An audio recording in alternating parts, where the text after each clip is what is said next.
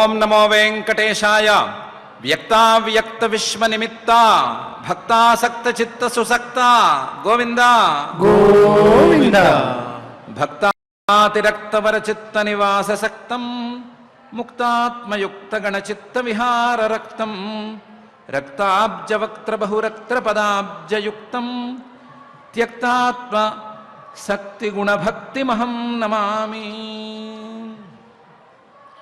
అని భూత భౌతిక ప్రపంచ నిర్మాత అఘటిత ఘటనాపటు మాయాధిష్ఠాత అయిన శ్రీనివాస పరమాత్ముని హృదయాంతరాళాల్లో ధ్యానించుకుంటూ నమస్కరించుకుంటూ శ్రీ శుకుల వారు ఉపదేశం చేసిన శ్రీమద్భాగవతం యొక్క అధ్యయన కార్యక్రమాన్ని మనం ప్రారంభించుకుందాము. ప్రారంభంలో యథాప్రకారం ఆచార్యుల వారితో కలిసి ప్రార్థనా శ్లోకాలను చదువుకుని మంగళాచరణం చేసుకుందాం. శ్రీ గురు ప్రార్థనా.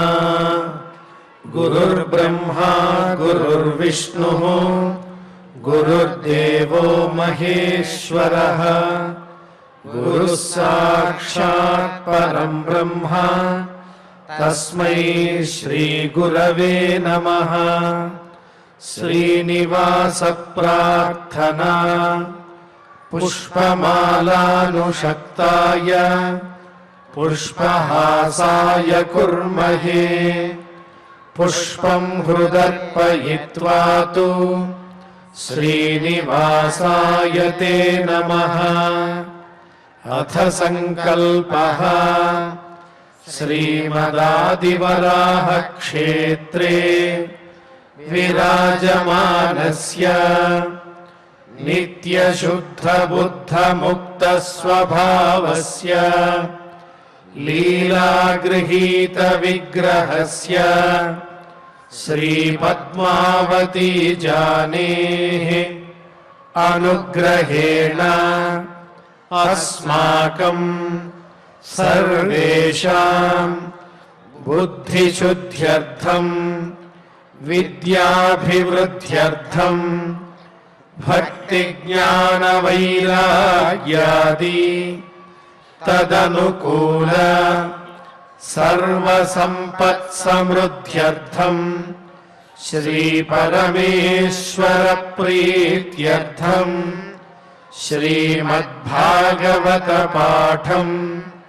కరిష్యామహే.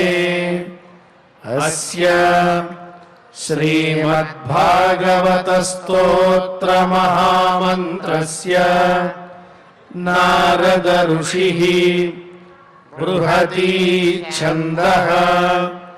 శ్రీకృష్ణః పరమాత్మా దేవత బ్రహ్మ బీజం భక్తిశక్తిః జ్ఞానవైరాగ్యే కీలకం అస్మాకం శ్రీమద్భగవత్ప్రసాదసిద్ధ్యర్థే పాఠే వినియోగః.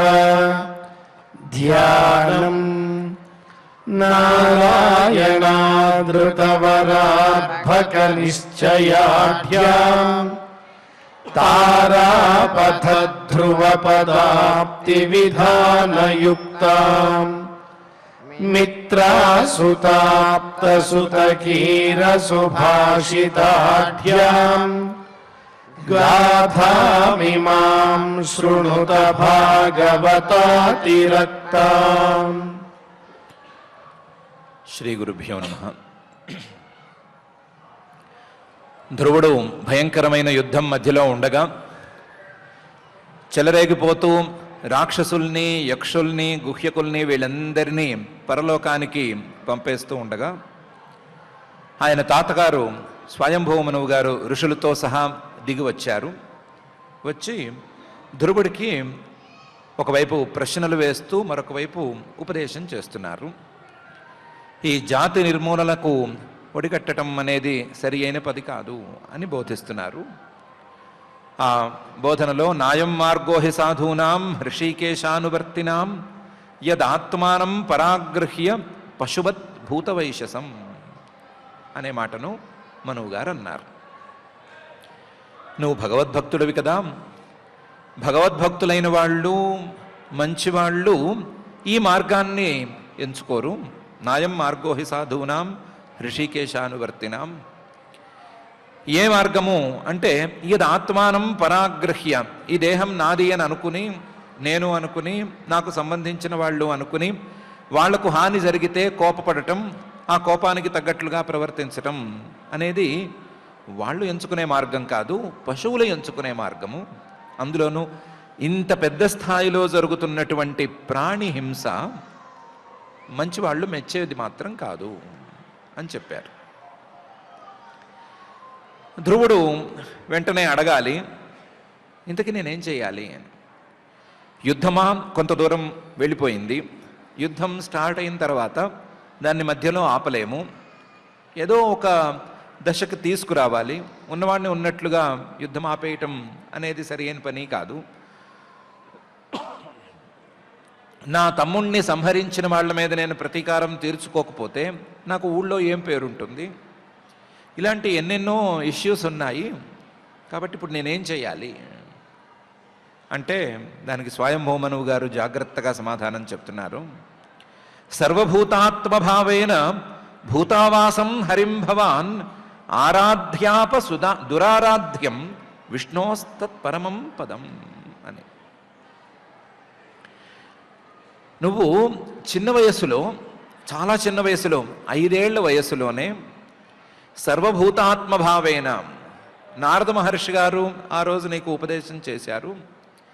ఆ ఉపదేశం ప్రకారం మొత్తం సర్వభూతాలలోనూ శ్రీహరే నిండి ఉన్నాడు అని, ఆ శ్రీహరికి నీకు ఉండేటువంటి సంబంధం అతి దగ్గరి సంబంధమని, శ్రీహరిలో నువ్వు ఒక భాగమని నువ్వు భావన చేసి తపస్సు చేశావు.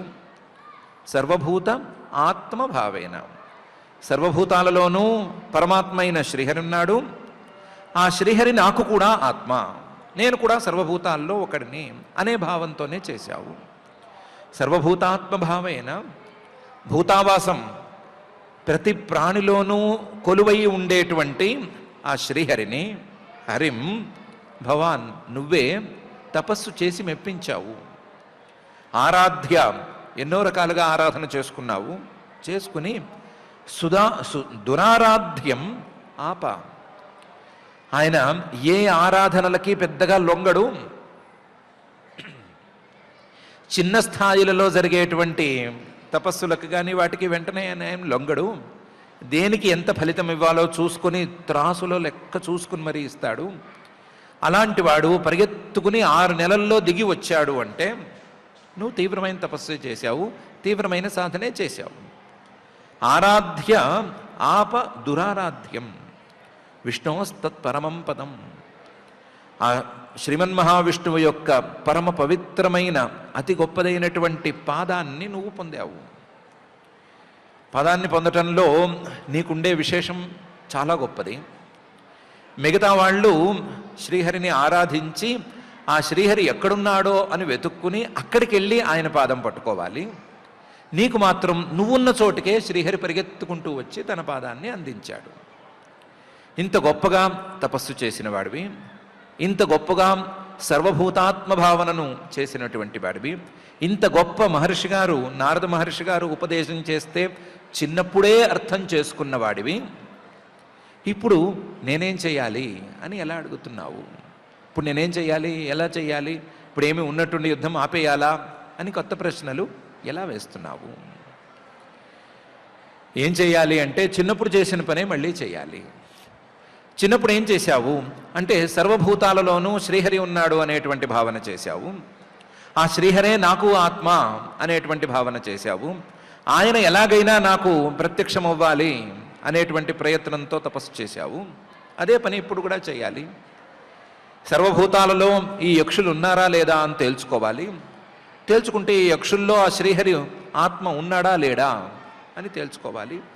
ఒకవేళ గనక సర్వభూతాలలోనూ ఆ శ్రీహరి కొలువై ఉండే మాట అయితే, ఈ యక్షుల్లోనూ ఆ పరమాత్మే ఉండే మాట అయితే, నువ్వు యక్షుల్ని సంహరిస్తున్నా లేదా యక్షుల్ని బాణాలతో కొడుతున్నా ఎవరిని కొడుతున్నావో అర్థం చేసుకోవాలి, దానికి తగ్గట్లుగా నడుచుకోవాలి అని స్వయంభూమనువు గారు అన్నారు.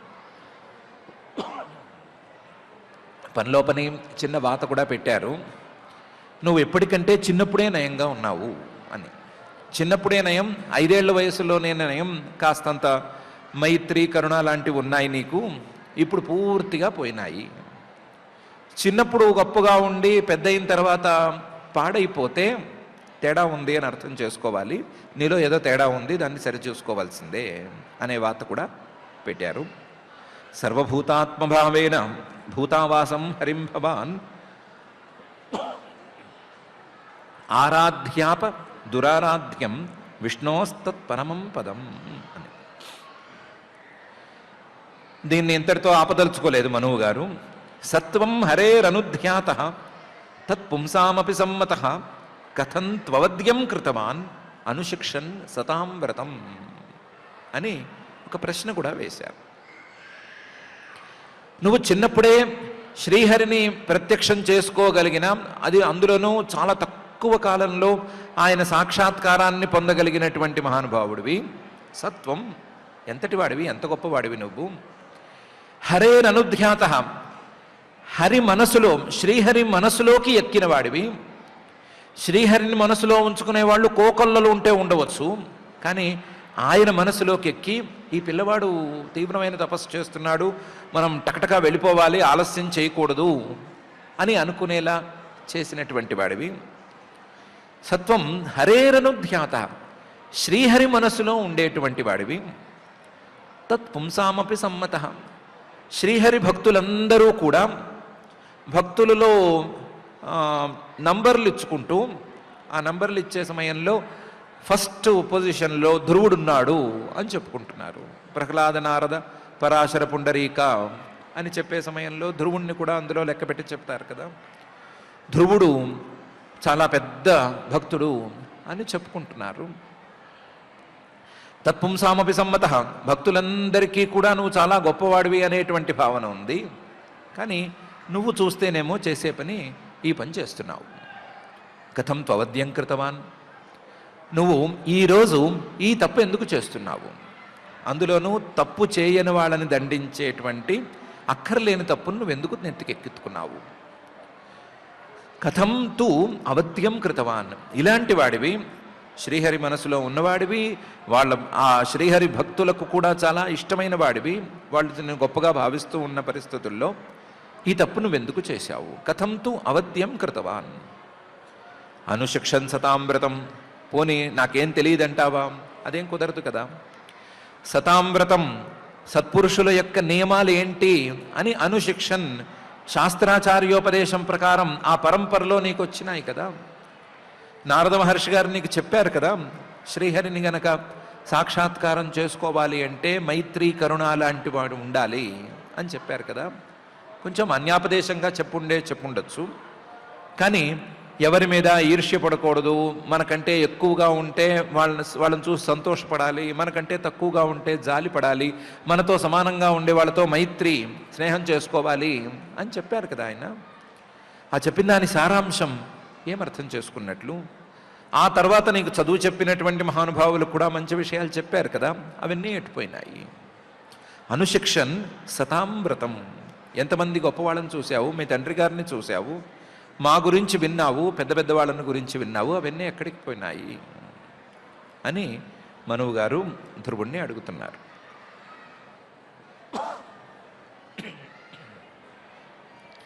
సత్వం హరేరనుధ్యాత తత్పుంసామపి సమ్మత కథంతు అవద్యం కృతవాన్ అనుశిక్షన్ సతాం వ్రతం అని.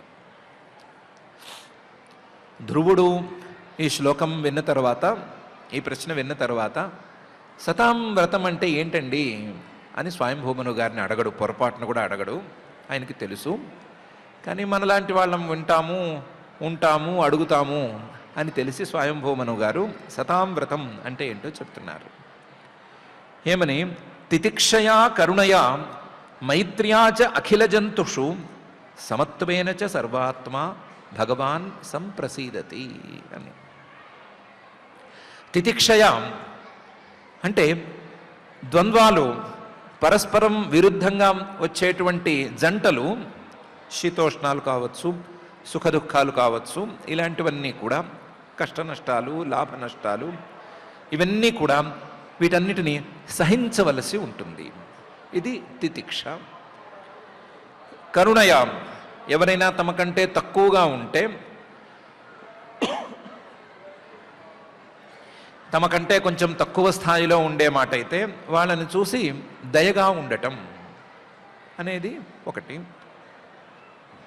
మైత్ర్య, మైత్రి తమతో సమానంగా ఉన్నవారు కానీ లేదా అందరితోనూ మిత్రభావంతో ఉండటం అనేది ఇంకోటి.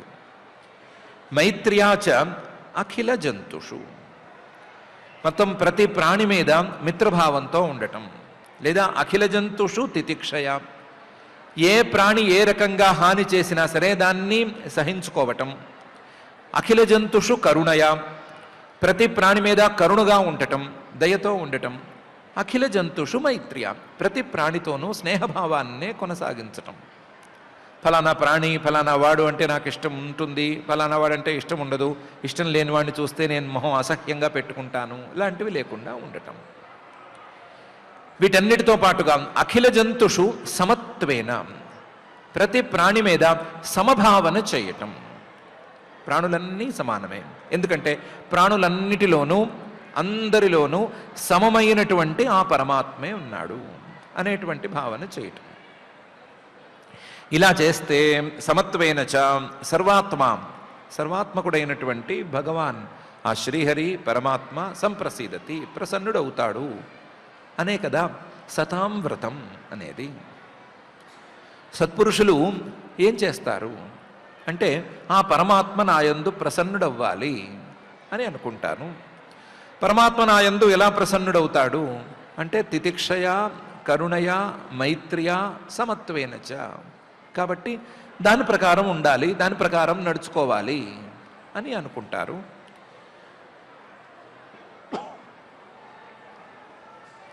కాబట్టి సతాంవ్రతం అనేది సింపుల్. ఈ సతాంవ్రతం అనే దాని గురించే ఆ రోజు నారద మహర్షి గారు నీకు చెప్పారు. మైత్రి, కరుణ, అలాగే తితిక్ష, ఇవన్నీ సమభావన, ఇవన్నీ నారద మహర్షి గారు నీకు చెప్పారు. నీకు చెప్పారు కాబట్టి నీకు సతాంవ్రతం అంటే ఏంటో తెలుసు అని మనువు గారు అన్నారు.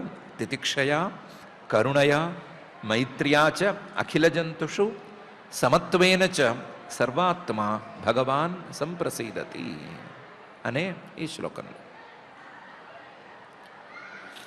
పనిలో పని ఇంకొక విషయం కూడా చెప్పారు.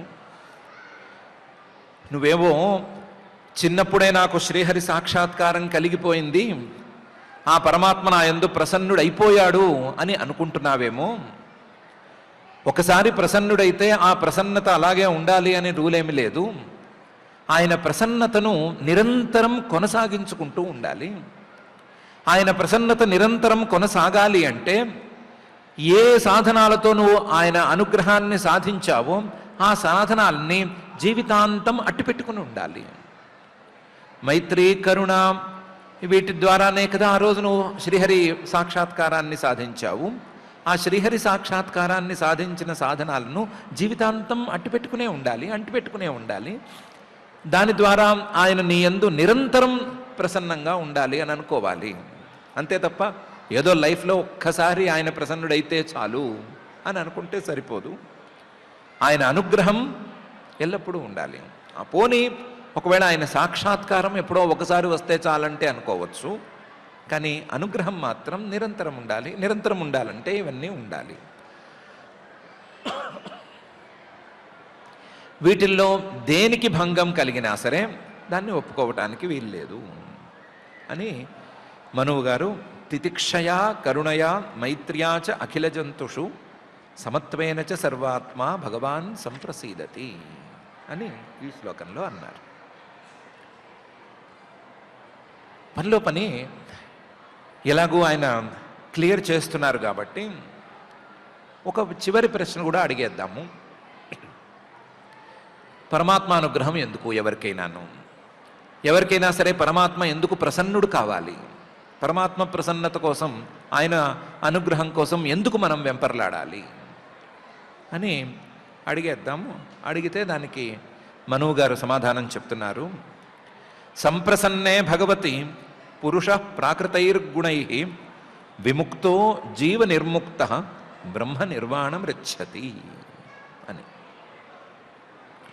భగవతి సంప్రసన్నే, ఆ పరమాత్మే గనక ప్రసన్నుడైతే, అందులోనూ బాగా ప్రసన్నుడైతే, ఆయన గనక అనుగ్రహంతో ఉండే మాట అయితే, సంప్రసన్నే భగవతి, ఆయన్ని అనుగ్రహింపజేసుకున్నటువంటి పురుష ఏ జీవుడైనా సరే ప్రాకృతైర్గుణైర్విముక్త, ప్రకృతిలో భాగంగా ఉండేటువంటి సత్వ రజస్తమో గుణాల నుండి విడివడిపోతాడు. ఎప్పుడైతే సత్వ రజస్తమో గుణాల సంబంధం లేకుండా తయారవుతుందో అప్పుడు వాటి వల్ల వచ్చేటువంటి ఏ దుష్ప్రభావానికి లోను కాకుండా ఉంటాడు. ప్రాకృతైర్గుణై విముక్త. ఈ ప్రాకృతమైన గుణాలు, సత్వరజస్తమో గుణాలు ఏ దుష్ప్రభావాన్ని తెస్తున్నాయి అంటే, ముందు శరీరాన్ని తెచ్చిపెడుతున్నాయి. రెండు రకాలుగా ఉండేటువంటి స్థూల సూక్ష్మ శరీరాలను తెచ్చిపెడుతున్నాయి. తెచ్చిపెట్టి ఆ శరీరాన్ని అంటిస్తున్నాయి. అంటించి దాని ద్వారా మిగతావన్నీ వరుసగా వచ్చేటట్లు చూస్తున్నాయి. కాబట్టి ఈ పరమాత్మ అనుగ్రహం గనక కలిగే మాట అయితే, ఆ ప్రాకృతైర్గుణై విముక్త అనేటువంటి దానికి ఫలితంగా జీవ నిర్ముక్త అనే ఫలితం కలుగుతుంది. జీవం అంటే బతికి ఉండేటువంటి శరీరం, అది స్థూల శరీరము. ఈ శరీరం లోపల ఉండేటువంటి శరీరం సూక్ష్మ శరీరం. రెండు శరీరాలు జీవ శరీరాలే. ఈ జీవ శరీరాలు రెండూ కూడా నిర్ముక్త, విడిపోతాయి. ఎప్పుడు విడిపోతాయి? పరమాత్మ అనుగ్రహం కలిగినప్పుడు. పరమాత్మ అనుగ్రహమే కలిగితే గుణాల యొక్క ప్రభావం పోతుంది, తొలగిపోతుంది. గుణాల ప్రభావం పోతే శరీరంతో సంబంధం అనేది పోతుంది. పోతే గనక బ్రహ్మ నిర్వాణం రిచ్చతి, అఖండమైనటువంటి ఆనందాన్ని అనుభవిస్తాడు. శరీరంతో వచ్చేటువంటి కష్టాలు ఎన్నెన్ని ఉన్నాయి అని చెప్పనక్కర్లేదు. శరీరం లోపల ఉండేటువంటి సూక్ష్మ శరీరంతో మనస్సు, ఇంద్రియాలు, ప్రాణాలు, ఇవి ప్రధానంగా ఉండేటువంటి సూక్ష్మ శరీరంతో ఎన్ని కష్టాలు, ఎన్ని ఇబ్బందులు ఉన్నాయి అని చెప్పనక్కర్లేదు. ఆ ఇబ్బందులన్నీ కూడా జీవుడికి సహజంగా తన యొక్క స్వరూపంలో ఉండేటువంటి ఆనందాన్ని అనుభవించనివ్వకుండా చేస్తున్నాయి. అనుభవించడానికి అడ్డంగా, అడ్డుగోడలాగా నిలుస్తున్నాయి. ఇవి గనకపోతే సూక్ష్మ శరీరం, స్థూల శరీరం, ఆ రెండిటినీ తెచ్చేటువంటి గుణాలు ఇవన్నీ కూడా జీవుడి నుంచి విడివడిపోతే బ్రహ్మ నిర్వాణం రిచ్చతి, అఖండమైనటువంటి ఆనందాన్ని, ఈ సాంసారికమైనటువంటి కష్టాల నుండి ఉపశమనాన్ని తప్పనిసరిగా పొందుతాడు. అఖండమైన ఆనందం కావాలా వద్దా అని తేల్చుకుంటే దానికి మూల కారణమైనటువంటి పరమాత్మ యొక్క అనుగ్రహం కావాలా వద్దా అనే సంగతి తేలిపోతుంది. ఎందుకు అనే ప్రశ్నకి సమాధానం కూడా లభిస్తుంది అని మనువు గారు అంటున్నారు. సంప్రసన్నే భగవతి పురుష ప్రాకృతైర్గుణై విముక్తో జీవనిర్ముక్తో బ్రహ్మ నిర్వాణం రిచ్చతి అని.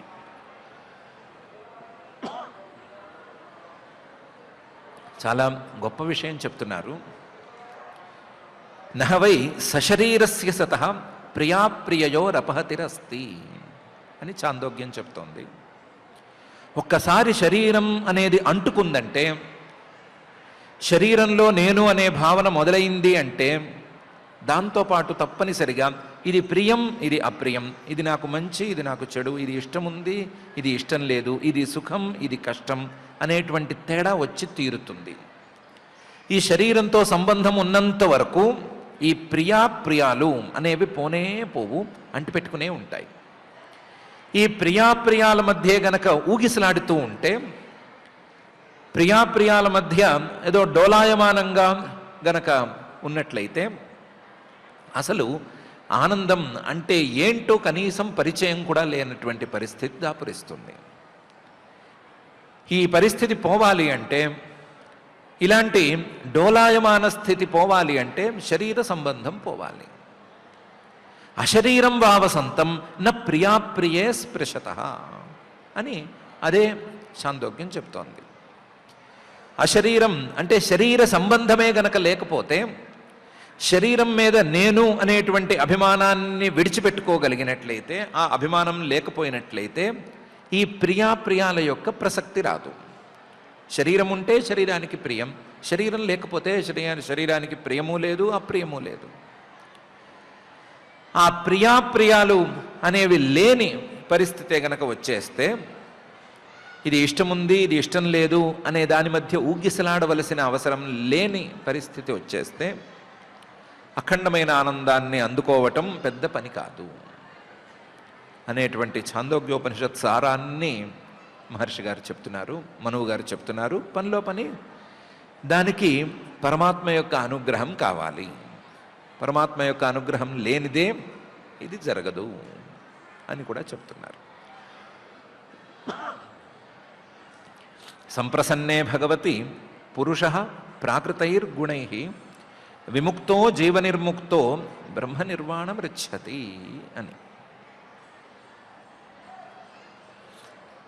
బాగానే ఉంది. చివరి ప్రశ్న కూడా అడిగేశాము అని అనుకున్నాము. ఏమడిగాము? ఎందుకు పరమాత్మానుగ్రహం ఎందుకు కావాలి అని అడిగేశాము అనుకుందాము. అంత ప్రశ్నే అడిగేసిన తర్వాత నాస్తికుల్లాగా ప్రశ్నలు వేయటంలో ఏం పెద్ద అభ్యంతరం ఉండక్కర్లేదు. నాస్తికులలాగా మనం ప్రశ్నలు వేస్తే, ధ్రువుడు వేయడు, ఆయన గొప్పవాడు, మనలాంటి వాళ్ళం ఎవరైనా ప్రశ్నలు వేస్తే దానికి కూడా సమాధానం చెప్పడానికి మనువు గారు సమాయత్తమయ్యారు. అందులో కనుక మనం ఒక మాట అడిగితే, శరీరానికి సంబంధించినవే ఇవి అని ఎందుకు నూరిపోస్తున్నారు మాకు? శరీరానికి సంబంధించిన వాడే పుత్రుడు లేదా మరొకరు, నాది అనేవన్నీ కూడా శరీరానికి సంబంధించినవే, ఆత్మకు ఇవేవి అంటవు అని ఎందుకు మాటిమాటికి నూరిపోస్తున్నారు? ఆత్మ కూడా అంటుతాయి అని చెప్పుకుంటే తప్పేంటి? ఆత్మకు కూడా సంబంధాలు ఉంటాయి. ప్రతి జీవుడికి బంధువులు ఉంటారు, ప్రతి జీవుడికి నా వాళ్ళు నా వస్తువులు అన్నీ ఉంటాయి అని చెప్పుకుంటే తప్పేముంటుంది? ప్రతి జీవుడు ఇవన్నీ నావి అని అనుకుంటున్నాడు. ప్రతి జీవుడు అనుకున్నది తప్పు అని స్థాపించి, మీరందరూ తప్పే అనుకుంటున్నారు, మేం చెప్పేదే ఒప్పు అని అందరినీ ఒప్పిస్తే ఏమొస్తుంది మీకు? అలా కాకుండా అన్నీ మనవే అని అనుకున్న దాన్ని అనుకున్నట్లు ఉంచేస్తే సరిపోతుంది కదా అని.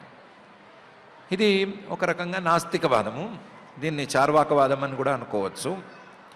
ఉన్నది ఉన్నట్లుగా యాక్సెప్ట్ చేస్తే తప్పేముంటుంది? ఏది భ్రమ కాదు, ఏది తప్పు కాదు అంటే ఏమవుతుంది అంటే, దానికి మనువు గారు సింపుల్గా సమాధానం చెప్తున్నారు. భూతై పంచభిరారబ్ధై యోషిత్ పురుష ఏవహి తయోర్వ్యవయాత్ సంభూతి యోషిత్ పురుషయోరిహ అని. ఇప్పుడు ఒక విషయం తేల్చాలి. ఏంటంటే, నేను శరీరం ఈ రెండు వేరు అవునా కాదా? నేను అనే భావన ఉన్నది, అది వేరు. శరీరం వేరు అనేటువంటి భావనలో మాట్లాడుకుంటున్నామా, లేకపోతే శరీరమే నేను అని మాట్లాడుకుంటున్నామా అనే సంగతి తేల్చుకోవాలి. శరీరమే నేను అని మాట్లాడుకునే మాట అయితే అది మామూలు ఆలోచనకు కూడా చెల్లదు. శరీరం నిరంతరం మార్పులకు గురైపోతూ ఉంటుంది. శరీరంలో చిన్న మార్పుల దగ్గర నుంచి పెద్ద మార్పుల దాకా వస్తూనే ఉంటాయి. ఆ మార్పులన్నీ గనక నేను ఆత్మస్వరూపానికి అంటే మాట అయితే, ఈ ఆత్మస్వరూపం మారిపోయేదే అయితే దాంతో లాభమేమీ ఉండదు. ఈ ప్రపంచము మారిపోతూ వస్తోంది, ఆత్మ మారిపోతూ వస్తున్నాయి, అన్నీ మారుతూనే ఉన్నాయి అంటే ఏది నిత్యం కాదు, ఏది శాశ్వతం కాదు, ఏది పెద్ద గీత కాదు, అన్నీ చిన్న గీతలే అని చెప్పుకోవాల్సి వస్తుంది. దానివల్ల ఏమీ లాభం ఉండదు, దానివల్ల మనం ముందుకు వెళ్ళగలిగింది ఏమీ ఉండదు. కాబట్టి శరీరం వేరు, నేను వేరు అనే చెప్పుకోవాలి. ఇలా చెప్పుకున్న తర్వాత ఈ శరీరం ఎలా కలిగింది అనే ఆలోచన మొదలుపెట్టుకోవచ్చు. ఎలా మొదలుపెట్టుకోవచ్చు? శరీరం ఎలా కలిగింది అంటే మనువు గారు అంటున్నారు, భూతై పంచభిరారబ్ధై యోషిత్ పురుష ఏవహి. శరీరం పంచభూతాలు కలిస్తే, భూతాలు రకరకాల మార్పులకు లోనైతే ఏర్పడింది. భూతై పంచభి ఆరబ్ధం శరీరం. పంచభూతాలు ఎన్నో రకాలుగా మారచ్చు. అందులో ఈ చేతులు కాళ్ళు అనేటువంటి ఈ ఆకారంలోకి గనక మార్పును సాధించినట్లయితే ఆ మార్పులన్నీ కలిస్తే ఒక శరీరం ఏర్పడింది. భూతై పంచభి ఆరబ్ధై. ఈ శరీరం తయారైన తర్వాత ఆ శరీరం తాలూకు లక్షణాల ద్వారా మనం వాటికి యోషిత్ పురుష అని పేర్లు పెట్టుకుంటున్నాం. స్త్రీ పురుషుడు అనే భేదం కూడా చేస్తున్నాం. ఈ భేదం రావటానికి ముందు రెండూ శరీరాలే, రెండూ పంచభూతాల నుండి వచ్చినవే. రెండూ పాంచభౌతికాలే. కానీ పాంచభౌతికాలు అయిన తర్వాత శరీరాలుగా అవి మారిన తర్వాత చిన్న చిన్న తేడాలతో ఉన్నాయి. కాబట్టి ఆ తేడాలను దృష్టిలో ఉంచుకుని రెండు వేర్వేరు అని తెలుస్తున్నాం. భూతై పంచభిరారబ్ధై యోషిత్ పురుష ఏవహి. తయోర్వ్యవాయాత్ సంభూతి యోషిత్ పురుషయోరిహ. ఈ రెండు శరీరాల ద్వారా, తల్లి తండ్రిగా మారినటువంటి ఈ శరీరాల ద్వారా మళ్ళీ రెండు రకాల శరీరాలు పుట్టుకొస్తున్నాయి. తయోర్వ్యవాయాత్ సంభూతి, మళ్ళీ కొత్త శరీరం పుట్టుకొస్తోంది. మళ్ళీ ఆ శరీరానికి పేరు పెడుతున్నాము యోషిత్ పురుష అని. మళ్ళీ స్త్రీ శరీరం, పురుష శరీరం అని. ఈ జనక శరీరం అంటే తల్లిదండ్రుల శరీరాలు, అవి పంచభూతాల ద్వారానే ఏర్పడ్డాయి. జన్య శరీరం అంటే పిల్లల శరీరాలు, ఇవి పంచభూతాల ద్వారానే ఏర్పడ్డాయి. కాకపోతే ఈ పంచభూతాల ద్వారా ఏర్పడినటువంటి శరీరాలకి తల్లి తండ్రి కారణంగా ఉన్నారు. కానీ తల్లి తండ్రి శరీరాలు పాంచభౌతికాలే, పిల్లల శరీరాలు కూడా పాంచభౌతికాలే. రెండు భౌతికాలే తప్ప రెండిట్లో మార్పేమీ లేదు, తేడా ఏమీ లేదు. ఇప్పుడు తల్లిదండ్రులకి పిల్లలకి సంబంధం ఉంది అంటే అర్థం ఏమొచ్చింది? తల్లిదండ్రులకి పిల్లలకి సంబంధం అంటే ఏమిటి అంటే తల్లిదండ్రుల శరీరాలకి పిల్లలకి సంబంధం అనే వచ్చింది. తల్లిదండ్రుల శరీరాలకి పిల్లలకి సంబంధం అని అనుకుంటే, ఇంతకుముందే మనం ఇంట్రడక్షన్లోనే శరీరం వేరు ఆత్మ వేరు అని ఒప్పుకొని దిగాం. కాబట్టి ఆత్మకి ఈ శరీరాలకి సంబంధం లేదు అని తేలినట్లే కదా. ఆత్మస్వరూపానికి తల్లిదండ్రుల శరీరానికి సంబంధం లేదు, ఆ ఆత్మస్వరూపానికి పిల్లల శరీరాలకు కూడా సంబంధం ఏమీ లేదు. ఈ ఆత్మ వేరుగా ఉంది, మార్పులు లేని రూపంలో ఆత్మ ఉంది. మార్పులు కలిగినటువంటి పంచభూతాల యొక్క మార్పులుగా ఈ శరీరాలు ఉన్నాయి. తల్లిదండ్రుల శరీరాలు అలాంటివే, పిల్లల శరీరాలు అలాంటివే. మార్పులు ఉన్నవి శరీరాలైతే, మార్పు లేనిది ఆత్మస్వరూపమైతే ఈ రెండిటికీ సంబంధం లేదు అని ఆలోచించుకోవటానికి లేదా నిరూపించుకోవటానికి పెద్దగా కష్టపడవలసిన అవసరమేమీ లేదు. సో జీవుడికే ఈ సంబంధాలన్నీ అని ఒప్పుకుంటే తప్పేంటి అంటే లాజికల్గా కూడా ఇది ప్రూవ్ కావటం లేదు అనేది ఇందులో తప్పు. లాజికల్గా కూడా ప్రూవ్ కానిది అది ఎలా నిలుస్తుంది? కాబట్టి నూరిపోయటం లేదు.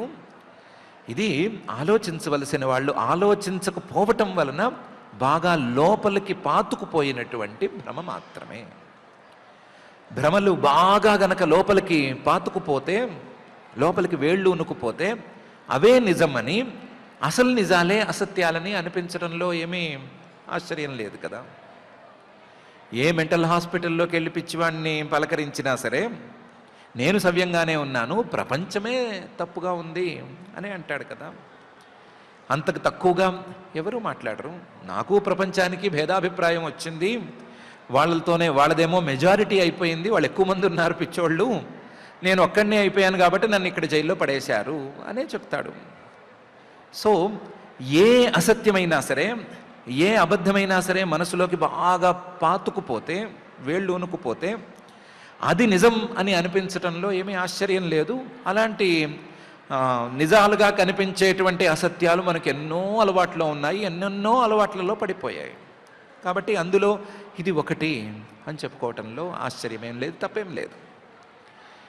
కాబట్టి శరీరం వేరు ఆత్మ వేరు అని చెప్పుకోవడానికి ఎక్కువ కష్టపడనక్కర్లేదు అని మనువు గారు మన ప్రశ్నకి సమాధానం చెప్పారు. భూతై పంచభిరారబ్ధై యోషిత్ పురుష ఏవ హి తయోర్వ్యవాయాత్ సంభూతి యోషిత్ పురుషయోరిహ అనే ఈ శ్లోకంలో.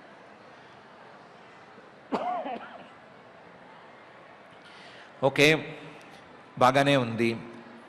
ఇది మనమే సులభంగా తేల్చుకునేటట్లే ఉంది కదా.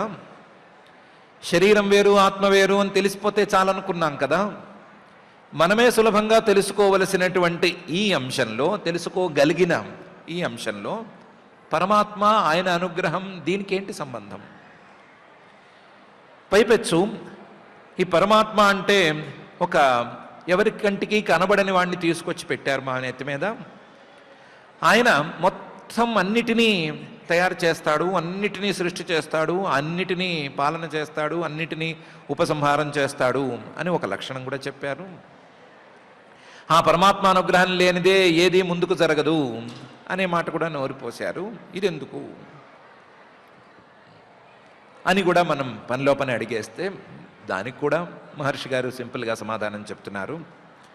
ఏవం ప్రవర్తతే సర్గ స్థితి సంయమ ఏవచ గుణవ్యతికరాద్రాజన్ మాయయా పరమాత్మనః అని. ఇప్పుడు పిల్లవాడు పుట్టాడు అంటే, లేదా సంతానం కలిగింది అంటే, ఈ సంతానం ఎవరి సంతానం అని అడుగుతున్నారా, అడగట్లేదా? ప్రతి పిల్ల లేదా ప్రతి పిల్లవాడు తల్లిదండ్రులకి సంతానంగా పుట్టవలసిన వాడే. పిల్లవాడినో పిల్లను ఎక్కడైనా దారిలో చూస్తే మీ అమ్మేది, మీ నాన్నేడి, ఏమో ఒంటరిగా ఎందుకుంటున్నావు అని అడగటం సహజం. పిల్లవాడిని చూస్తే తల్లిదండ్రుల్ని కనిపెట్టినట్లుగా, తల్లిదండ్రులు ఖచ్చితంగా ఉండాల్సిందే అని కనిపెట్టినట్లుగా, ఈ ప్రపంచాన్ని చూస్తే ఈ ప్రపంచానికి నిర్మాత ఒకడు ఉండాలి, ఈ ప్రపంచానికి తండ్రి ఒకడు ఉండాలి అని కనిపెట్టలేరా? ఎవరూ లేకుండా అకస్మాత్తుగా ఇలాంటి ఒక వ్యవస్థితమైనటువంటి ప్రపంచం, ఒక వ్యవస్థతో, ఒక నియమంతో సాగేటువంటి ప్రపంచం ఉండటం అనేది అయ్యే పనేనా? కాదు కదా. ఎలాగైతే తల్లిదండ్రుల ద్వారా పిల్లలు, సంతానం అనేవాళ్ళు కలుగుతారో, అలాగే మాయా ఈశ్వరుడు అనే ఇద్దరి ద్వారా ఈ సృష్టి అంతా కలుగుతుంది అని చెప్పుకోవలసిందే కదా. ఏవం ప్రవర్తతే సర్గ.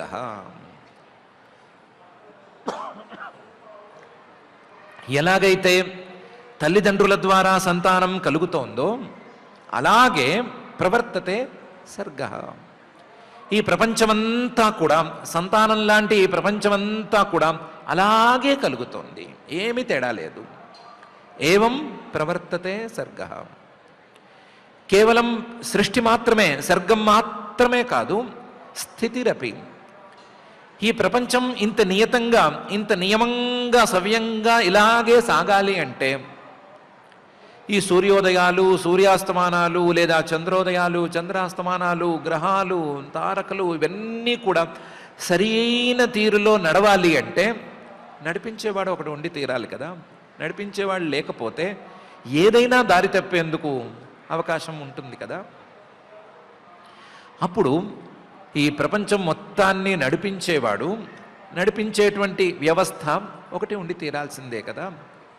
కాబట్టి ఏవం ప్రవర్తతే స్థితి. ఈ రెండు నడిపించినవాడు సమయం తీరిపోయిన తర్వాత ఈ ప్రపంచాన్ని మింగి తీరాలి కదా. ప్రపంచాన్ని మింగి మళ్ళీ ఫ్రెష్గా కొత్త ప్రపంచాన్ని బయటకు పెట్టాల్సిందే కదా. ఎప్పుడూ ఒకే ప్రపంచం ఒకదాని తర్వాత ఇలాగే నడుస్తూ ఉంటే బోర్ కొడుతుంది కదా ఎవరికైనాను. కాబట్టి మార్పుని చేసేవాడు ఒకడు ఉండాలి. కాబట్టి సంయమ ఏవచ, అది కూడా ఈ కారణం వల్లనే జరగాలి. ఏవం ప్రవర్తతే సర్గ స్థితి సంయమ ఏవచ. కాకపోతే ఇందులో తండ్రిగా మనం చెప్పుకున్నటువంటి ఆ పరమాత్మ ఈశ్వరుడు, ఆయన ఏ పని లేనివాడు, అంటే కదలిక లేనటువంటి వాడు, వ్యాపకంగా ఉండేటువంటి వాడు, ఇది నాకు కావాలి అని అనుకునేవాడు కాడు. అందువల్ల ఆయన పనిచేయడు. మాయయా పరమాత్మనః, ఆయనకు మాయ తోడవ్వాలి. ఒట్టి పరమాత్మ ఉంటే సరిపోదు, మాయ తోడవ్వాలి. మాయ తోడైతే గనక మాయలో ఉండేటువంటి 3 గుణాలు, సత్వం రజస్సు తమస్సు అనేటువంటి 3 గుణాలు, ఆ 3 గుణాల యొక్క హెచ్చుతగ్గుల వల్ల ఈ విచిత్రమైనటువంటి ప్రపంచం అనేది పుడుతుంది. దాని స్థితి జరుగుతుంది, దాని సంహారం కూడా జరుగుతుంది. ఏవం ప్రవర్తతే సర్గ స్థితి సంయమ ఏవచ గుణ వ్యతికరాద్ రాజన్ మాయయా పరమాత్మనః అని మనువు గారు చెప్తున్నారు. తల్లిదండ్రులు వాళ్లే, కానీ క్రోమోజోన్స్ మారిపోతే ఆడపిల్ల మగపిల్లవాడు అని తేడా వస్తుంది కదా. అలాగే మాయా పరమాత్మ అని వాళ్లే, కానీ వాళ్లకు ఉండేటువంటి ఈ గుణాలు, సత్వం రజస్సు తమస్సు అనేటువంటి గుణాలు, ఆ గుణాల్లో ఉండేటువంటి మార్పులు, అందులో ఉండేటువంటి హెచ్చు తగ్గులు, వీటి వల్ల తేడాలు రావటంలో ఏమీ ఆశ్చర్యమేమీ లేదు. ఎన్నైనా తేడాలు రావచ్చు అని పనిలో పని మనువు గారు చెప్తున్నారు. చెప్తూ ఏవం ప్రవర్తతే సర్గ స్థితి సంయమ ఏవచ గుణ వ్యతికరాద్రాజన్ మాయయా పరమాత్మనః అని అంటున్నారు. మనం అడిగిన ప్రశ్నకు సమాధానం దొరికింది. పరమాత్మ ఎందుకు కావాలి అని మనం అడిగాము. పరమాత్మ ఎందుకు కావాలి అంటే ఈ ప్రపంచం ఉంది కాబట్టి కావాలి అని మనువు గారు సమాధానం చెప్పారు. పిల్లవాడిని చూసి వీడికి తల్లిదండ్రులు ఉండాల్సిందే అని రూల్ ఏముంది, తల్లిదండ్రులు లేకుండానే ఈ పిల్లవాడు పుట్టి ఉండొచ్చు కదా అని మెడకాయ మీద తలకాయ ఉన్నవాళ్ళు ఎవ్వరూ అడగరు. ఖచ్చితంగా తల్లిదండ్రులు ఉన్నారు. పిల్లవాడు ఉన్నాడు అంటే, పిల్ల ఉంది అంటే తల్లిదండ్రులు ఉన్నారు కదా. అలాగే ఈ సృష్టి ఉంది అంటే దాని సృష్టికర్త ఖచ్చితంగా ఉండి తీరాలి. పనిలో పని ఆ సృష్టికర్తకు సహకరించేటువంటి మాయ అనేది కూడా ఉండాలి. ఆ మాయలో 3 గుణాలు ఉండాలి. ఆ 3 గుణాలు హెచ్చు తగ్గులకు లోనయ్యేటట్లుగా ఉండాలి అనేటువంటి సమాధానాలను కూడా మనువు గారు చెప్పారు. సరే, మీరు చెప్పిన 2 విషయాలను ఒప్పుకున్నాము. ఒకటి, శరీరాల నుంచి పుట్టుకొస్తున్నాయి. శరీరాలకు సంబంధమే తప్ప ఆత్మస్వరూపానికి శరీరాలకి సంబంధం లేదు, దాన్ని ఒప్పుకున్నాము. అలాగే మాయ తాలూకు గుణాల ద్వారా సృష్టి కలుగుతోంది అనే విషయాన్ని కూడా ఒప్పుకున్నాము. కానీ ఒక ప్రశ్న ఇంకా ఉండిపోయింది. శరీరాల నుంచి శరీరాలు, ప్రతి శరీరం నుంచి ఇంకో శరీరం పుట్టుకు రావట్లేదు. మాయ తాలూకు గుణాల ద్వారా ఇష్టం వచ్చినట్లు లేదా ఆటోమేటిక్గా సృష్టి అని మీరు కూడా చెప్పటం లేదు. ఈ మాయ ద్వారా సృష్టి కలగాలి అన్నా, లేకపోతే శరీరాల ద్వారా సంతానం కలగాలి అన్నా కారణం ఏం కావాలి అనే ప్రశ్న వస్తుంది. ఆ ప్రశ్నకి మనువు గారు సమాధానం చెప్తున్నారు. ఈ ప్రశ్నకి సమాధానంగానే ఆత్మస్వరూపాన్ని దించాలి అని. నిమిత్తమాత్రం తత్రాసీత్ నిర్గుణ పురుష ఋషభ వ్యక్తావ్యక్తమిదం విశ్వం యత్ర భ్రమతి లోహవత్ అని. మొదలు జీవుడికి తీసుకుంటే సరిపెట్టుకోవచ్చు.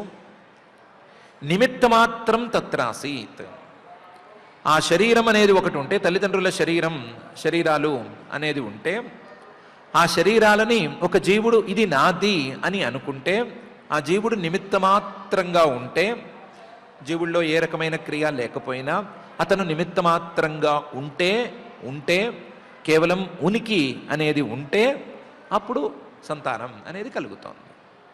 నిమిత్తమాత్రం తత్రాసీత్. నిర్గుణ, ఈ నిమిత్తంగా ఉండేటువంటి ఆత్మకు లేదా జీవుడికి ఏ గుణాలు లేవు. ఈ సత్వరజస్తమో గుణాలు ఈయనవి కావు, సత్వరజస్తమో గుణాలు మాయవి. పురుషర్షభ, ఈయన పరమపురుషుడు లేదా శ్రేష్ఠుడు, నిజంగా పురుషుడు, కేవలం శరీరంలో ఉండేవాడు మాత్రమే, శరీరంతో సంబంధం ఉన్నవాడు కాదు. శరీరంతో సంబంధం ఉన్నది మాయకి, లేదా ఇందాక చెప్పుకున్నట్లుగా పంచభూతాలకు మాత్రమే శరీరంతో డైరెక్ట్ రిలేషన్ అనేది ఉంది. ఈ జీవుడనేవాడు లేకపోతే ఆ శరీరమే శరీరం కాదు. జీవుడి యొక్క ఉనికి అనేది లేకపోతే శరీరం పనిచేయలేదు. కాబట్టి జీవుడు అనేవాడు కావాలి. అలాగే పరమాత్మ పురుషర్షభ అనేవాడు గనక లేకపోతే ఈ మాయ పనిచేయలేదు. మాయ స్వతంత్రంగా పనిచేయగలిగినటువంటిది కాదు. పురుషర్షభ నిమిత్తమాత్రం, ఆయన నిమిత్తంగా అక్కడ ఉండాలి. నిమిత్తమాత్రం తత్ర ఆసీత్.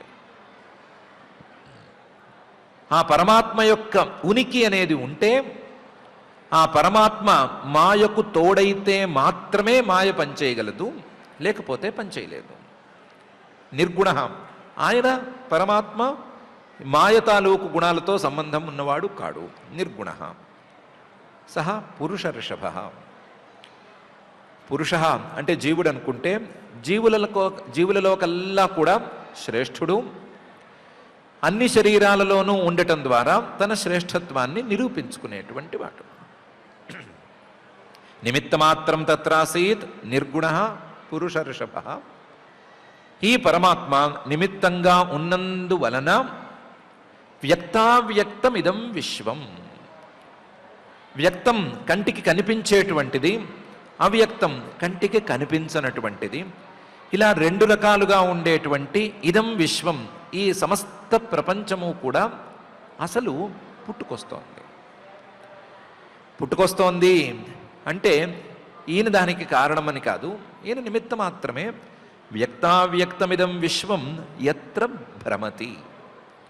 ఈయన ఉంటే, ఈయన యొక్క ఉనికి అనేది ఉంటే ఈ సమస్త ప్రపంచము తిరుగుతూ ఉంటుంది. అది సైకిల్ ప్రకారం తిరుగుతూ ఉంటుంది.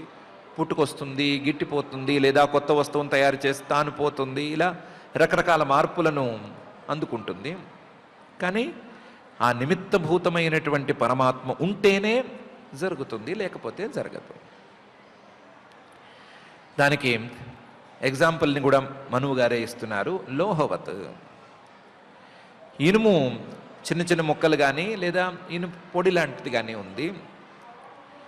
ఈ ఇనుప ముక్కల దగ్గర అయస్కాంతం పెడితే ఏ మూల ఉన్నా సరే ఇనుప ముక్కలన్నీ ఎవరో తోసినట్టు, ఎవరో లాగినట్లు వచ్చి అయస్కాంతానికి అతుక్కుంటున్నాయి. అతుక్కునేవి ఇనుప ముక్కలు లేదా ఆ పొడి, అతికించుకుంటున్నది అయస్కాంతం. క్రియ ఆ ఇనుప ముక్కల్లో లేదా ఇనుప పొడిలో ఉంది కానీ అయస్కాంతంలో లేదు. మ్యాగ్నెట్లో ఆ పరిస్థితులు ఏమీ లేవు. మ్యాగ్నెట్ తనంతట తాను ఉంటుంది, నిమిత్త మాత్రంగా అక్కడ కూర్చుంటోంది. కూర్చుంటే ఈ ఇనుప ముక్కలన్నీ పరిగెత్తుకుని వెళ్ళి దాన్ని అంటుకుంటున్నాయి. అలాగే ఆ అయస్కాంతం లాంటి ఆ పరమాత్మ నిమిత్త మాత్రంగా ఉండగా ఈ సృష్టిలో ఉండేటువంటి పదార్థాలన్నీ ఆ పరమాత్మ చుట్టూ తిరుగుతూ ఉన్నాయి అని చెప్పుకోవచ్చు. ఆ పరమాత్మ నిమిత్త మాత్రమే కానీ ఇందులోకి వేలు పెట్టేవాడు కాడు. కానీ ఆయన లేకపోతే మాత్రం ఇది జరిగే పని కాదు అని మనువు గారు నిమిత్త మాత్రం తత్రాసీత్ నిర్గుణ పురుషర్షభ వ్యక్తావ్యక్తమిదం విశ్వం యత్ర భ్రమతి లోహవత్ అని. అయితే పరమాత్మకు సంబంధమేమీ లేదు కదా, పరమాత్మ చేసేదేం లేదు, ఆయన అయస్కాంతంలాగా అలా కూర్చొని ఉంటాడంతే కదా, చేసేదంతా మాయే కదా. మాయా సృష్టి చేయాలి, మాయే స్థితి సంగతి చూసుకోవాలి, మాయే ప్రళయం సంగతి చూసుకోవాలి. అందుకనే కదా 3 గుణాలు ఉంచారు. మాయే సృష్టి చేయాలి, రజోగుణం అందుకే ఉంది. మాయే స్థితి సంగతి చూసుకోవాలి, సత్వగుణం అనేది అందుకే ఉంది. మాయే ప్రళయం సంగతి కూడా చూసుకోవాలి, తమో గుణం అందుకే ఉంది. 3 గుణాలు మాయలో ఉన్నాయి కదా.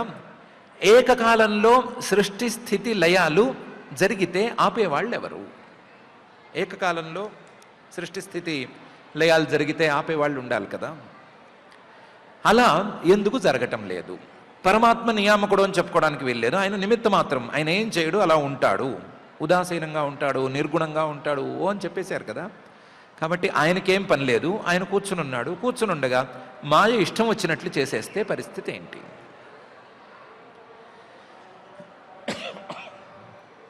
అని ప్రశ్న రావచ్చు.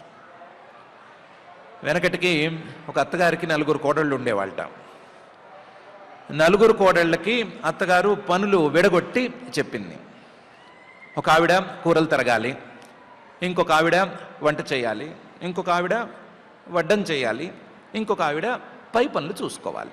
అంటే విస్తళ్ళు ఎత్తటము, శుద్ధి పెట్టడం లాంటివి చేయాలి. కోర్స్ మర్చిపోయిన పనులు అవన్నీ, ఆకులు ఎత్తేయటం, కంచాలు ఎత్తటం, తర్వాత నీళ్లతోనో వాటితోనో శుద్ధి పెట్టడం లాంటివన్నీ మర్చిపోయినవి, కానీ ఏదో పాతకాలపు ఉదాహరణ అనుకోవచ్చు. ఈ కోడళ్ళు చాలా సిన్సియర్సు. అత్తగారి మాట చెప్పినట్లు చేసేవాళ్ళు. అందువల్ల పొద్దున్న లేస్తూనే 6ంటికే కూరలు తరిగే డ్యూటీ ఆవిడ కూరలు తరిగేసేసింది. ఆవిడ డ్యూటీ పూర్తి చేసింది కాబట్టి ఆలస్యం కాకూడదు, మరి వంకాయలు కనరెక్కిపోతాయి అని అనుకుని 2వ ఆవిడ వంట కూడా చేసేసింది. వంట 6:30-7 కల్లా అయిపోయింది. ఎక్కువసేపు ఏం పట్టలేదు. ఈ లోపల 3వ ఆవిడ, వీళ్ళిద్దరూ డ్యూటీ పూర్తి చేస్తే నేను మాత్రం డ్యూటీ ఎందుకు ఆపుకోవాలి, వడ్డం చేసేసేయాల్సిందే అని ఎవరూ రాకుండానే విస్తళ్ళు వేసేసి వడ్డం చేసేసింది. 3 డ్యూటీ సక్రమంగా నిర్వర్తించే వాళ్ళు అయ్యారు, నేను మాత్రం తప్పిపోయానా అని 4వ ఆవిడ వచ్చి మొత్తం విస్తళ్ళు ఎత్తేసి అవతల పారేసి శుద్ధి పెట్టేసింది అని అనుకుంటే, అలాంటి పరిస్థితే ఇక్కడొస్తే ఏం చేయాలి అనేది ప్రశ్న. దానికి మనువు గారు సమాధానం చెప్తున్నారు. సఖల్విదం భగవాన్ కాలశక్త్యా గుణప్రవాహేణ విభక్తవీర్య కరోత్యకర్తైవ నిహంత్యహంత చేష్టా విభూమ్న ఖలు దుర్విభావ్య అని. లేదు, దానికోసమే ఒక వ్యవస్థ ఉంది. ఇలాంటి సృష్టి స్థితి లయాలు ఏకకాలంలో జరగకుండా ఉండటానికి, ఒకదాని తర్వాత ఒకటి నడుచుకుంటూ రావటానికి, మొదలు సృష్టి, తర్వాత స్థితి, తర్వాత లయం అనే వరుస క్రమం రావటానికి ఆ పరమాత్మ ఒక వ్యవస్థ చేసి పెట్టాడు అని చెప్పుకోవచ్చు. సఖల్విదం, అలా నిమిత్తంగా, నిర్గుణంగా, ఉదాసీనంగా ఉండేటువంటి భగవాన్, ఆ పరమాత్మ కాలశక్త్యా, కాలం అనేటువంటి తన శక్తితో ఈ నియమాన్ని సాధిస్తాడు. ఒకదాని తర్వాత ఒకటి అనేటువంటి నియమం. సఖల్విదం భగవాన్ కాలశక్త్యా గుణప్రవాహేణ, గుణాలు ఏ గుణం ఎప్పుడు పనిచేయాలి, సత్వగుణం ఎప్పుడు పనిచేయాలి, రజోగుణం ఎప్పుడు పనిచేయాలి, తమోగుణం ఎప్పుడు అమల్లోకి రావాలి అనేటువంటి నియమాన్ని సాధించి పెడతాడు. గుణప్రవాహేణ విభక్త వీర్య, మళ్ళీ మొదలు రజోగుణం పనిచేయాలి. ఆ రజోగుణం అనేది పనిచేయాలి అంటే రజోగుణం పైకి రావాలి. ఆ రజోగుణం పైకి వచ్చినప్పుడు ఆ రజోగుణాన్ని ఆశ్రయించుకుని తానే బ్రహ్మగా బయటకొచ్చి, విభక్త వీర్య అని తానే బ్రహ్మగా బయటికి వచ్చి పనులు చేస్తూ సృష్టిని నడిపిస్తాడు. ఆయనే సృష్టి అయిన తర్వాత మళ్ళీ స్థితి కాలం అనేది ఒకటి వచ్చిన తర్వాత, సృష్టి అయిన తర్వాతే కదా స్థితి, ఆ స్థితి కాలం వచ్చిన తర్వాత సత్వగుణాన్ని విడదీసి లేదా సత్వగుణాన్ని పెంచి ఆ సత్వగుణాన్ని ఆశ్రయించి తానే విష్ణువుగా వచ్చి ఈ పాలన సంగతి చూసుకుంటాడు. ఆయనే స్థితికాలం కూడా పూర్తయిపోయింది, ఇంకా ప్రళయకాలమే అని అనుకున్న తర్వాత, ఆ కాలం అనేది వచ్చిన తర్వాత ప్రళయకాలంలో జరగవలసినటువంటి పనులు జరగటానికి తమో గుణాన్ని పెంచి కాలశక్తితో తమోగుణాన్ని పెంచి ఆ తమోగుణాన్ని ఆశ్రయించుకుని రుద్రుడుగా తానే వచ్చి ఈ ఉపసంహారం సంగతి చూస్తాడు. గుణప్రవాహేణ విభక్త వీర్య. కానీ ఈ 3 శక్తులు బయటికి రావటం వలన లేదా కాలశక్తితో ఈయన ఇలా కర్త అవటం వలన ఈయన యొక్క నిమిత్తత్వం అనేది ఏమీ పోదు. ఇంతకుముందు చెప్పినట్లుగా ఆయన ఖాళీగా కూర్చుని ఉంటాడు, ఉదాసీనంగా ఉంటాడు, దేంతోనూ సంబంధం పెట్టుకోడు అన్నదానికి విరోధమేమీ లేదు. ఎందుకంటే కరోత్యకర్త ఇవ, ఆయన చేస్తున్నట్లుగా కనిపిస్తాడు కానీ అకర్త ఇవ, చేసేవాడు కాదు, కర్త కాదు. ఎందుకంటే ఆయనకి అభిమానం లేదు. నిహంతి అహంత, ఆయన ప్రళయం చేస్తాడు కానీ ప్రళయానికి కర్త కాడు. ఎందుకంటే నేను ప్రళయకర్తను అని ఆయన అనుకోవటం లేదు. ఆయన కర్తృత్వాభిమానం లేకుండా ఒక గుణాన్ని ఆశ్రయించుకుని ఒక రూపాన్ని ధరించి ఆయా పనులు చేస్తున్నట్లుగా కనిపిస్తాడు. దానివల్ల నియమం అనేది వస్తోంది కానీ ఆయన మీద కర్తృత్వం అనేది పడటం లేదు. రెండిటిని బ్యాలెన్స్ చేసుకునే ఆయన దిగుతున్నాడు. సఖల్విదం భగవాన్ కాలశక్తియ గుణప్రవాహేణ విభక్త వీర్య కరోత్యకర్తైవ నిహంత్యహంత అని మనువు గారు చెప్తున్నారు. కోడలు చేసిన పనిలో తప్పేమీ లేదు అని పై మాటలు కనిపిస్తుంది కానీ వాళ్ళు పని చేశారే కానీ కాలాన్ని పాటించలేదు, సమయాన్ని పాటించలేదు.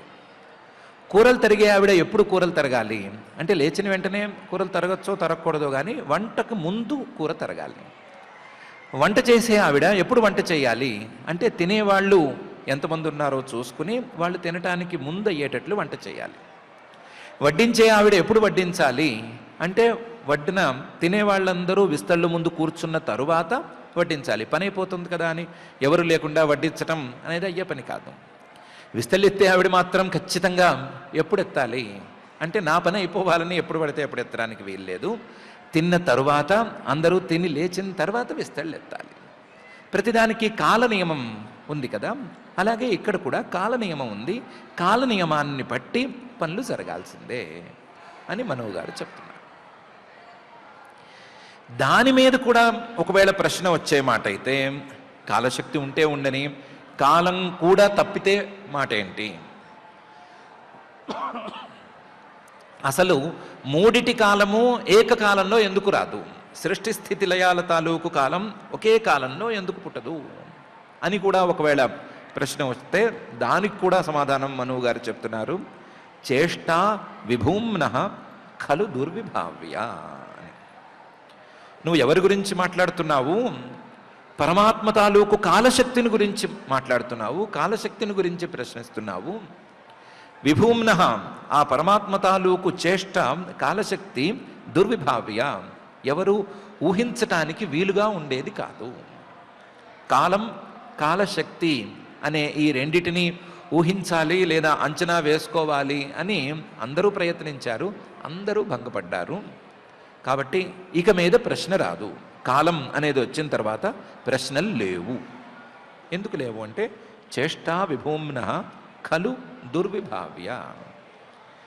కాలాన్ని ఎవరు అర్థం చేసుకోగలరు? కాలశక్తిని ఎవరు అంచనా వేయగలరు?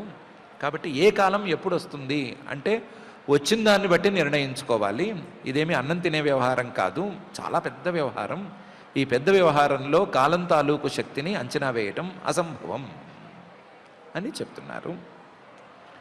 సఖల్విదం భగవాన్ కాలశక్త్యా గుణప్రవాహేణ విభక్తవీర్య కరోత్యకర్తైవ నిహంత్యహంత చేష్టా విభూమ్న ఖలు దుర్విభావ్య అని.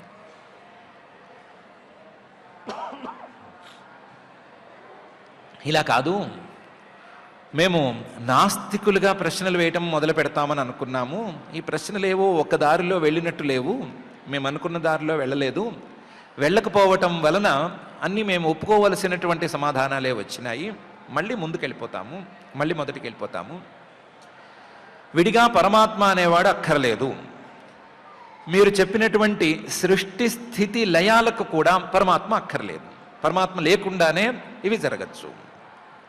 ఎలా జరగచ్చు అంటే సృష్టి అనేది తీసుకుంటే తల్లిదండ్రులు ఉంటే పిల్లలు పుట్టుకొస్తారు. కాబట్టి తల్లిదండ్రులు సృష్టికర్తలు. పాలన అని పెట్టుకున్నామంటే పాలకులు ఉన్నారు కదా, రాజులు మొదలైన వాళ్ళు ఉన్నారు కదా, వాళ్ళు ఉంటే పాలన జరిగిపోతుంది.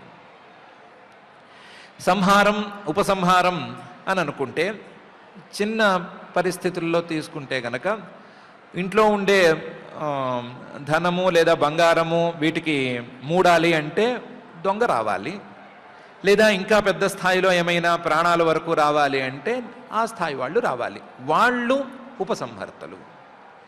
ధన ఉపసంహర్తలేమో దొంగలు మొదలైన వాళ్ళు, ప్రాణోపసంహర్తలేమో సంహరించేవాళ్ళు. ఎక్కడికక్కడ ఈ సృష్టిలోనే ఈ సృష్టి స్థితి లయాలకు కారణాలని సర్దేయచ్చు కదా. సర్దేయగలిగినప్పుడు ఇంకా కొత్తగా పరమాత్మ అనేవాడు మనకెందుకు అని మళ్ళీ మొదటికి వెళితే, పరమాత్మ ఎందుకు అనే ప్రశ్న, ఆ ప్రశ్నకు సమాధానం అయిపోయిన తర్వాత మళ్ళీ మొదటికి వెళితే దానికి మనువు గారు సమాధానం చెప్తున్నారు. సోనంతోంతకరః కాలః అనాదిరాదికృతవ్యయః జనం జనేన జనయన్ మారయన్ మృత్యునాంతకం అని. ఎవరు చెప్పారు తల్లిదండ్రులు సృష్టికర్తలు కారని? ఎవరు చెప్పారు ఒక కుండని సృష్టి చేసేటువంటి ఆ కుమ్మరివాడు ఆ కుండకి సృష్టికర్త కాదని? ఎవరు చెప్పారు? చెప్పిన దాన్ని సరిగా అర్థం చేసుకోలేదు. తల్లిదండ్రులు సృష్టికర్తలే, కాదనటం లేదు. కానీ వాళ్లతో ఆ సృష్టిని చేయించింది ఎవరు అనేదే ప్రశ్న. ఆ సృష్టిని చేయించింది జనం జనేన జనయన్ ఆ పరమాత్మ. అలాగే ఒక దొంగతో డబ్బును దొంగిలింపజేసింది ఎవరు? లేదా ఒక మారకుడితో హత్య చేయించింది ఎవరు అంటే మారయన్ మృత్యున అంతకం. ఆ పని చేయించిన వాడే పరమాత్మ అని చెప్తున్నాము.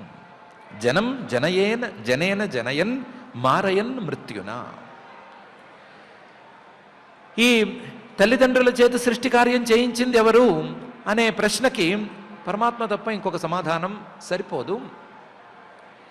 లేదా ఏ పని జరగాలన్నా సరే ఆ పనికి కావలసిన శక్తిని అందించింది ఎవరు అని అడిగితే పరమాత్మను తప్ప ఇంకొకళ్ళని చూపించలేరు. చూపిస్తే అది తప్పే అవుతుంది, నిలవదు. అలాగే ఉపసంహారం దగ్గరకు వచ్చేసరికి ఈ మరణం లాంటి వ్యవహారాలు వచ్చినప్పుడు ఆ మరణానికి కావలసినటువంటి మృత్యువును ఉసిగొల్పేది ఎవరు? అవసరమైతే ఆ మృత్యువును కూడా మింగేసేది ఎవరు అంటే సమాధానం దొరకదు. దానికి పరమాత్మ తప్పనిసరిగా ఉండి తీరాలి.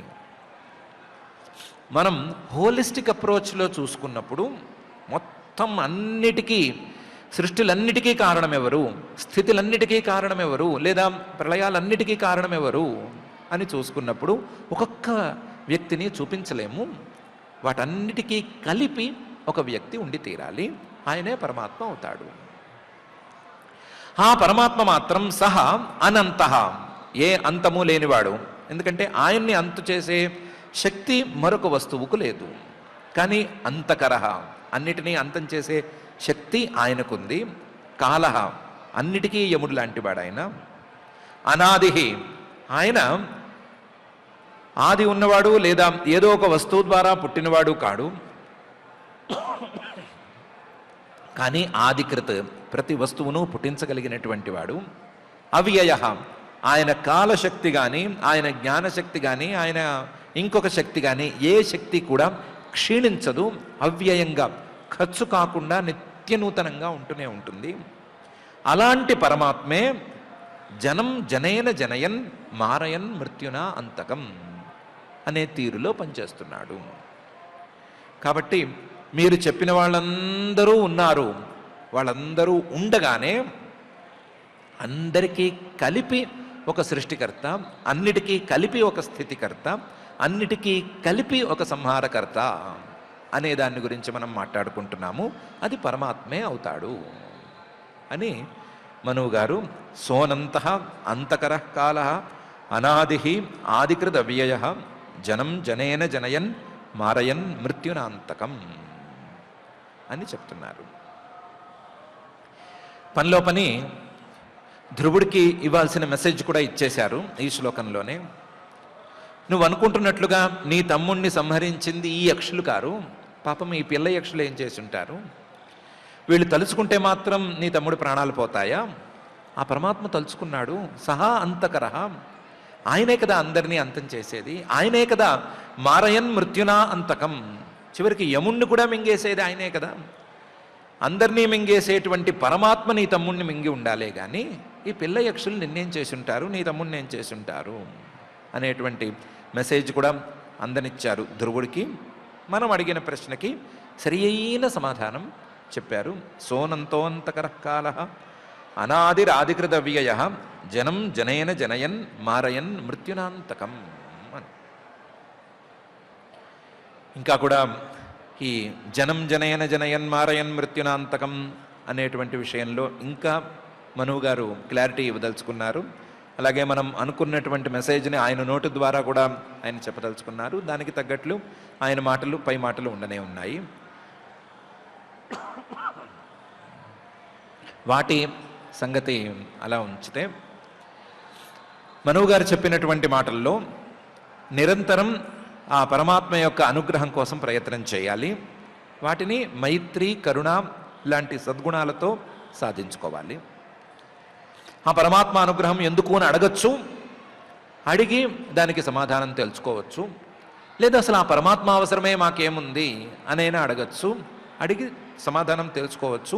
సమాధానం తెలుసుకున్న తర్వాత మాత్రం పరమాత్మ స్వరూపాన్ని విశ్వసించాలి. సమాధానం ఏదో చెప్పారు అని మాట మాత్రం మాట్లాడకూడదు. ప్రశ్నలో సిన్సియారిటీ ఉండాలి, సమాధానం అర్థం చేసుకోవటంలోనూ అదే నిజాయితీ ఉండాలి. నిజాయితీగా ప్రశ్న వేసి నిజాయితీగా సమాధానాన్ని అర్థం చేసుకుని పరమాత్మను నమ్మాలి. నమ్మి పరమాత్మ అనుగ్రహం కోసం పాటుపడాలి అని అనుకోవాలి. అనుకుని దానికి తగ్గట్లుగా మైత్రి, కరుణ లాంటి సద్గుణాలను అలవాటు చేసుకోవాలి అనేటువంటి ప్రధానమైన అంశాన్ని మనం గట్టిగా పట్టుకుందాము. మనకెలాగూ పరమాత్మ ఉన్నాడు అనే విషయంలో సందేహం లేదు, కానీ ఉన్నాడు అనేటువంటి రూఢి మాత్రం ఉన్నట్టు లేదు. కాబట్టి ఆ రూఢి కోసం మనువు గారు చెప్పినటువంటి యుక్తులన్నిటినీ మనం తప్పనిసరిగా తీసుకుందాం.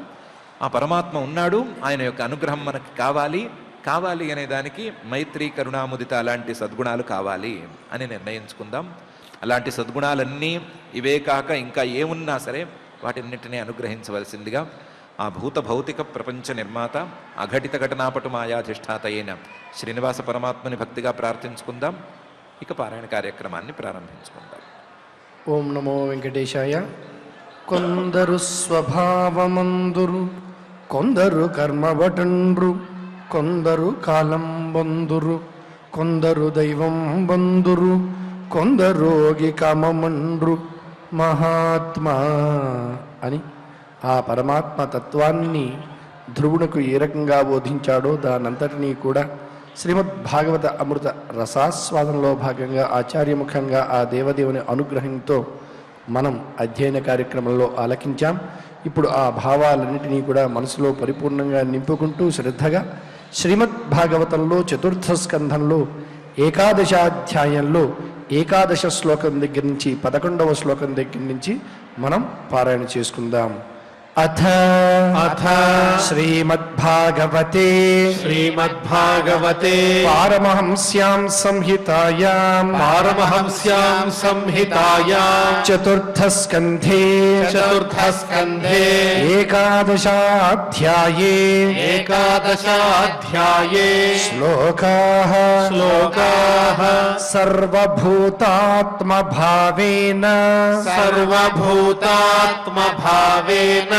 భూతావాసం హరిం భవాన్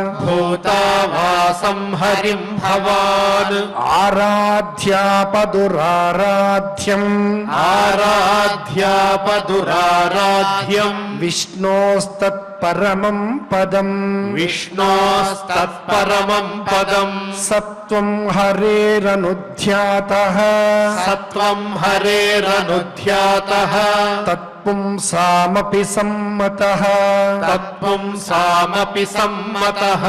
కథం త్వవద్యం కృతవాన్ అనుశిక్షన్ సతాం వ్రతం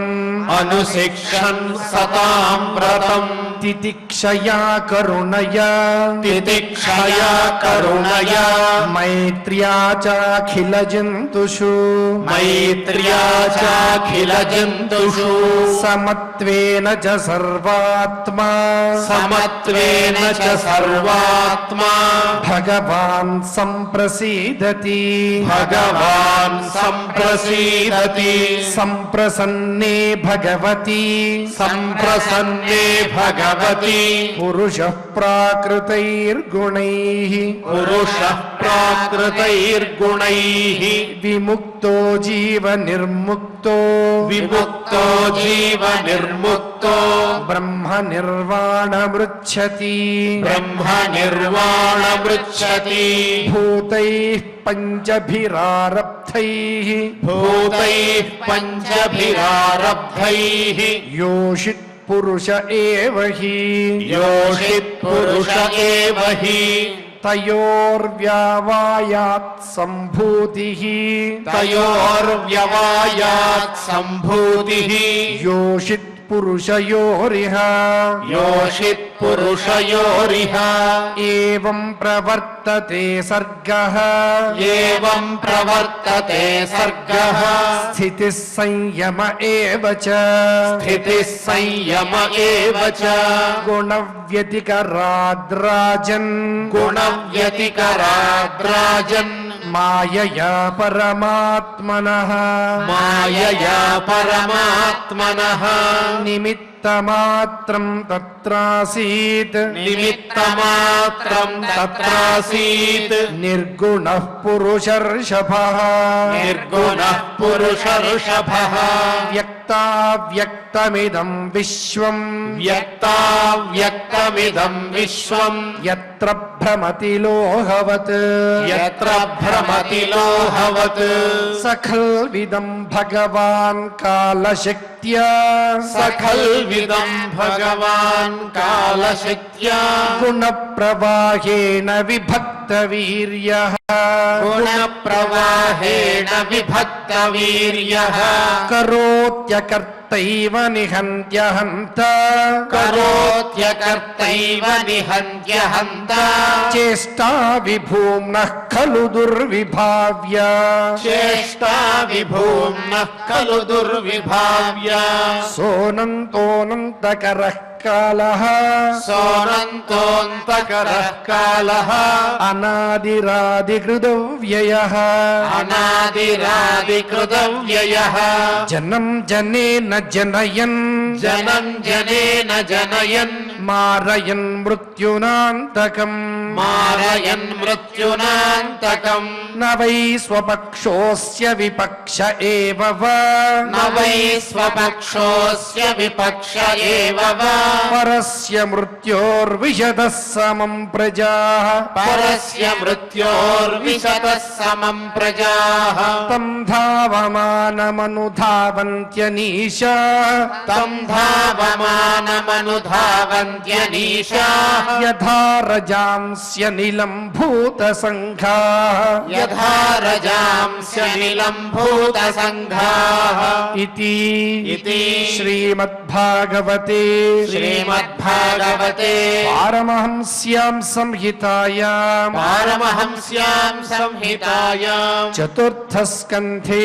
చతుర్థస్కంధే ఏకాదశాధ్యాయే ఏకాదశాధ్యాయే శ్లోకాః శ్లోకాః పారాయణ కార్యక్రమాన్ని భక్తి శ్రద్ధలతో పరిపూర్ణం చేసుకున్నాం.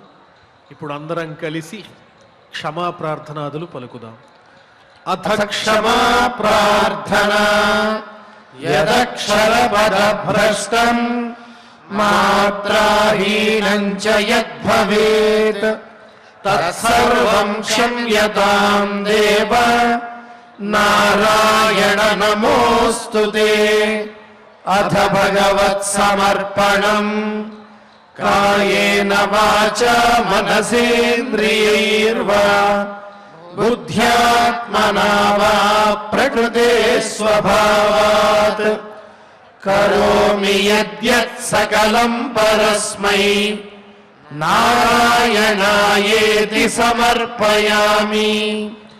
అథ లోకక్షేమ ప్రార్థనా సర్వే భవంతు సుఖినః సర్వే సంతు నిరామయాః సర్వే భద్రాణి పశ్యంతు మా కశ్చిద్ దుఃఖభాగ్ భవేత్.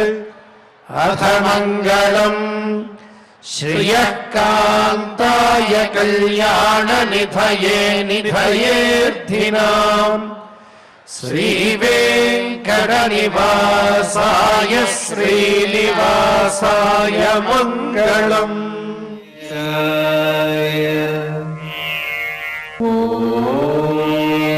నమో వెంకటేశాయ.